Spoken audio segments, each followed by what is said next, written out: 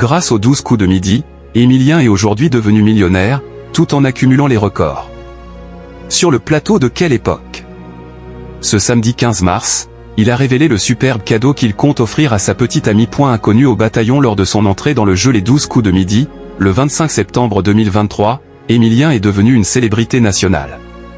Maître des maîtres et titulaire de nombreux records, des plus gros gains jamais amassés dans une émission française au titre de champion du monde des victoires individuelles dans un jeu télévisé, l'étudiant vendéen de 22 ans fascine. Côté vie privée, celui qui a passé le cap des 500 participations en février dernier file le parfait amour avec Jessica, une étudiante en article.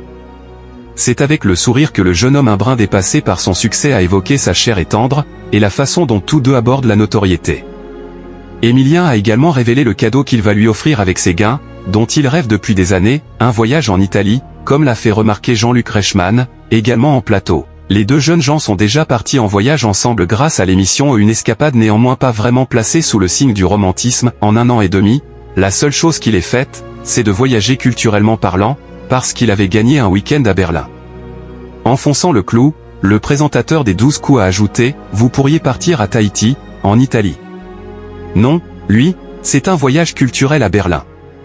Jean-Luc Reichmann a également souligné qu'Émilien n'oublie pas ses autres proches, qu'il couvre volontiers de cadeaux, notamment sa grand-mère, à l'origine de sa participation à l'émission.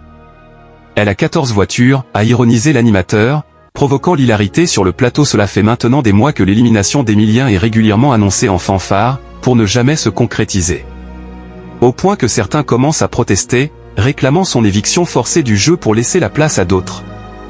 Cependant, cela n'a aucune chance de se produire, comme l'avait confirmé Jean-Luc Reichmann à Télé Loisirs, dans la mesure où on a signé des papiers, on ne peut pas changer les règles en plein milieu.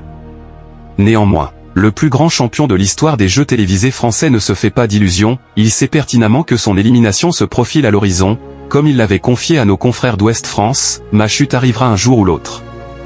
En attendant, je profite de chaque instant. Merci de nous avoir suivis. Si vous n'êtes pas encore abonné, veuillez vous abonner et surtout activer la cloche des notifications pour ne rien rater.